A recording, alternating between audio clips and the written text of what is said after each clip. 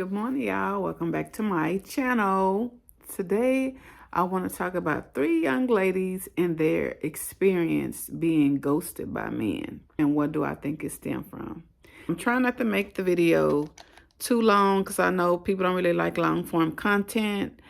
But you ain't really got to look at it. Just listen to it while you're working out. Listen to it while you cleaning up. Just listen to the video.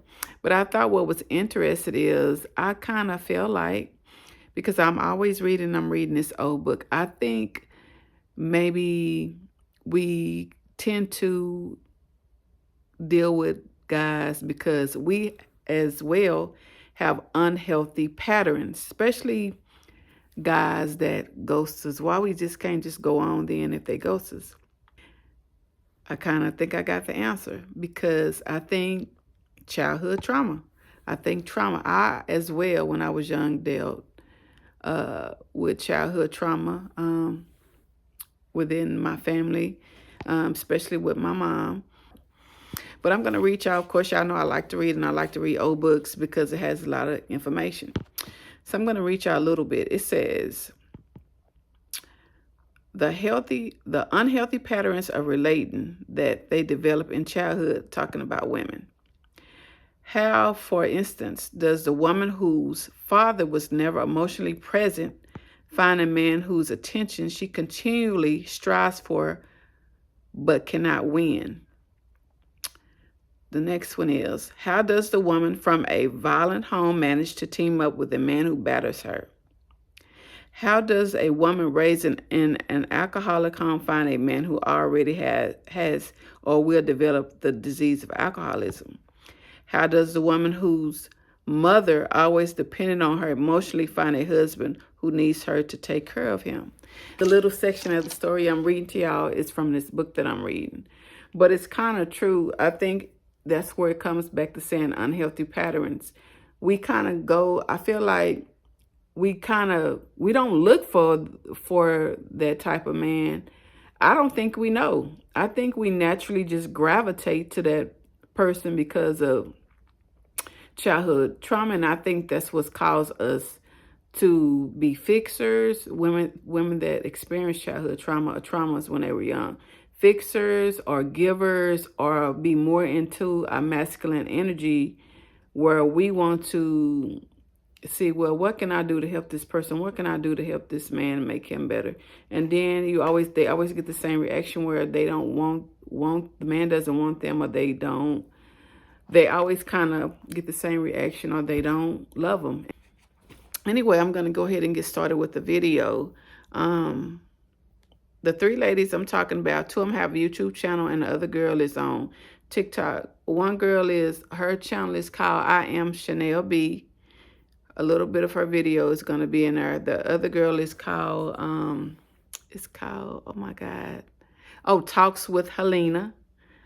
She's from the UK. And then the third girl, I found her video is on TikTok, and her name is Dream Girl. Anyway, I'm getting started with the video so y'all can kind of get an idea of what I'm talking about when it comes to them, all 3 of them being ghosted by guys. Anyway, here we go. Guys, I feel like my whole life, my existence is a prank. Honestly, I hate men so much. And I'm so scared for my dating life because I don't know if I'm ever going to find, well, I know I will, but sometimes I'd be feeling like I don't think I'm actually going to find a guy that proper genuinely likes me. Obviously, I have to work on myself and work on my self-esteem because I feel like that's where it stems from, you know? And I know some people are looking at me like, babes, you love to cry and complain when people call you fat, but me have every right to call this guy fat right now because he is a fat piece of cunt. Biggie Part 2. That's what it is. That's literally what he's giving, you know? No, that's what he literally looks like, yeah? I don't know if you've guys seen my previous episodes but my video where I spoke about my weed addiction and how I was going through deep depression this year, like early this year. And I was trying to heal from some guy that I really spoke about on my channel. You know, we didn't do anything sexual because, you know, we was both in uni. He was in uni somewhere else. I was in uni somewhere else too. And it was mostly just phone conversations, sleeping on the phone, Obviously, that's where you're trauma bonding. That's where you're getting to know each other. Like, you're speaking on the phone every single day, right? And he'd always reassure me, Helen, if you need me, even if we're not together, if you need me, I'm going to be there for you. Like, even if we're on bad terms, I'll be there for you. So when I was going through my little phase of depression, like deep depression, and I'm abusing alcohol and I'm drinking, and like, guys, that time was so dark for me because I genuinely felt alone. Like, you know, when you know you have a good support system, you got friends who are willing to speak to you and friends, and guys, even in the midst of that, I still felt alone, right? And because I'm someone that lacks, like, I don't receive love, if you know what I mean. Like, I don't receive the type of love that I want, that I know I can get from, you know, a partner. Do you get it? That's why I'm very strict on my dating life right now. So obviously I'm going through that, and I took time to myself, and I remember calling him and letting him know, listen, I'm going through so much, like, I really need you to come check on me, you know? And he was the only guy that I knew, come to find out, but he was the only guy that I knew that wouldn't come and see me just for sex. But you may never know every guy's intentions behind that. Obviously, there's a point where I've realized, okay, maybe he ain't trying to use me for sex. Like, that's usually why I always gatekeep myself. But I was like, he's the only guy that I can literally contact that could come and see me right now and just sit down and let me talk about everything that I've been going through. Just that companionship. I just need a cuddle. That's all I wanted that day, was just a cuddle. You know when you just want a cuddle? Obviously now, he flopped on me, and the way he was sounding, he literally did not care. And I'm just thinking, bro, like, this cannot be the same guy that literally told me he would be there for me. Obviously, that's mistake number one. Do not trust these guys out here, shit. So I was like, flip, I'm not about to stay here by myself. I'm gonna need a companionship. I need a cuddle. And I'm looking at my phone, I'm like, these guys, the list of guys that I have on my phone are literally guys who I've had sexual encounters with, or flirting or whatever. There was no deep relationship there where we've built on trust and just being friends, do you get? And I'm going through my phone and I'm just like, well, I'm not bringing this guy here because he's definitely just gonna want one thing. If I tell him to come just to chill and I'm going through whatever, I'm gonna hear excuses. But if I tell him I'm on a free kitting, oh, he's pulling up. Trust me, when these guys, when you give them a hint that you're trying to do something sexual, they're going to come. Like, nothing's stopping them, right?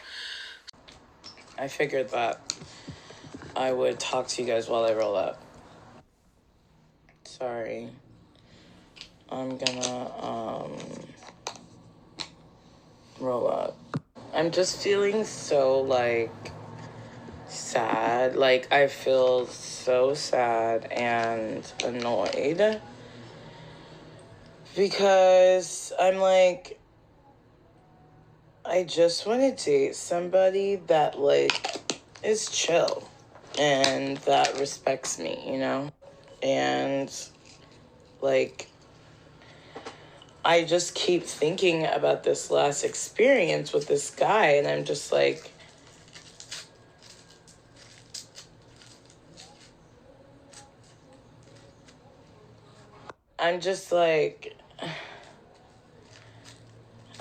I don't understand what's wrong with me. I don't. I know I am a work in progress, but, like, and I'm trying to remind myself not to take it personally. Like, these dudes are literally just here to fuck. Like, I just have got to realize that. Like, these dudes are literally just here to fuck. Like,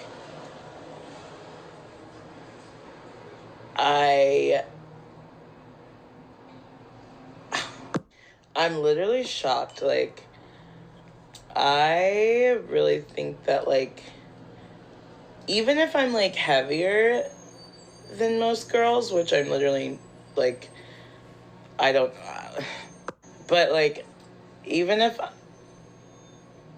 I am, like, heavy or whatever, like, I feel like I really bring a lot to the table, and I can't believe I'm not attracting the guys that I want. Like, I literally have,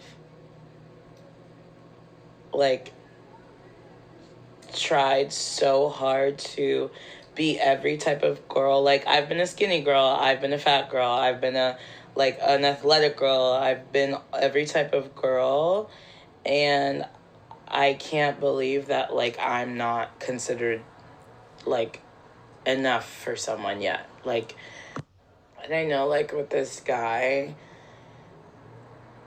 that is ghosting me, that I'm, like, so stupid. Like, can I tell you guys how stupid I am? Like, he's not even a good enough guy for me, but I'm sad because he doesn't want me. And I'm like, wow, if a guy that's literally not even good enough for me doesn't want me, like, how is a guy that is good enough for me gonna want me? You know what I mean? Like, I'm just like, if that's the case, then when will a guy that, and it doesn't even have to be a guy, like, it just needs to be a human being, because I am pansexual, so, like, for me, it's not about it being a guy. I just say guy because I think maybe that'll happen, maybe, I don't know, but clearly, I don't fucking know shit. Clearly, I don't fucking know shit, because, like, if I knew something, I'd probably have a fucking boyfriend by now. I'd probably be fucking married. I was watching that episode. I was watching Sex and the City recently, and they were just talking about, like, Miranda's talking about how, like, all men over 30 in New York City literally are, like, the plague. Like, they're the plague.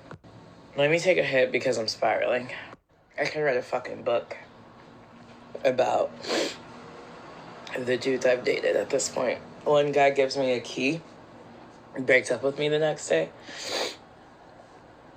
One guy fucking tells me he loves me, then he tells me he doesn't understand why he loves me because I'm fat and not white.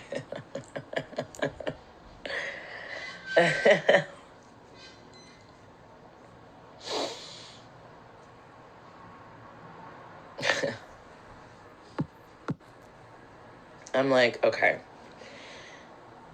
Even if I stop dating, which I can't stop dating because a part of me feels like the moment you stop dating, like, I'm surrendering to those thoughts in my head. Like, I'm not good enough for anybody, I'll always be alone. So that's why I personally choose not to date, or to, like, continue to date. And even if it's lightly, like, so I used to go on several dates a week, several dates a month, but I'm talking, like, maybe just even 1 or 2 new dates a week. Also, literally, like, my favorite bloggers and stuff, like, literally, one of my favorites, she was dating a lot, and she decided to take herself on 1 date a week off, like, Bumble or whatever, and that's how she found her husband, like, in less than 6 months. And I'm like, why can't I do that? I'm also just, like, so fucking mad that I don't take to change well. I like change, but it doesn't mean I take it well, obviously. And, like, the whole thing with the guy, like, I just feel like he's literally showing me, like, you don't mean fucking shit to me. You don't mean shit to me, and I don't owe you a response, which I'm like, okay. I just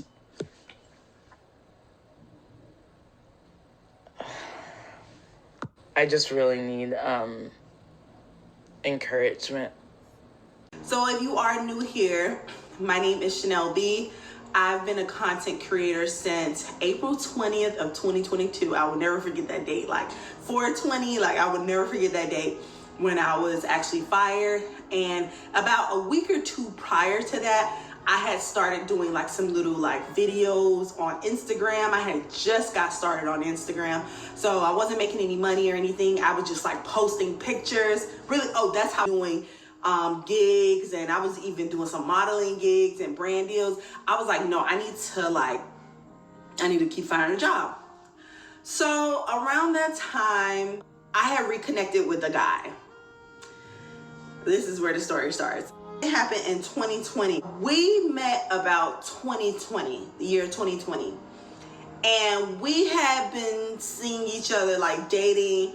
We would go out on so many dates. When I first met him, I met him in a nightclub, and he had told me that he had been following me on Instagram and that he had been like sliding in my DM. He said that he had been following me, and he was just like, whoa, I can't believe I actually like saw you. And when I walked in the club, he was walking out. He was leaving. So I guess he circled back, and me and my friend were just at the bar having a drink, and at that point, I remember I had just gotten out of something, and so I just really wanted to go out and just have a good time. And me and my friend, we did just that. And I'm glad that I went out that night. Like, I have no regrets. We had started seeing each other almost every day for like 3 months straight. Like, we were going out, maybe if it's 7 days in a week, we were probably going out anywhere between 4 to 5 days out of the week. We were going out a lot, and we were seeing each other a lot. I felt like I was like in love very, very early on in the situation. I know I'm a lover's girl. I know it sounds so stupid, but I really felt like that guy was my soulmate. Like, now I know that wasn't what it is, but at the moment I was so in love with this guy because we would see each other. We would go out all the time. He would just randomly drive me around his old neighborhood and tell me like stories about his upbringing. And I just really fell in love with this guy very, very quickly, okay?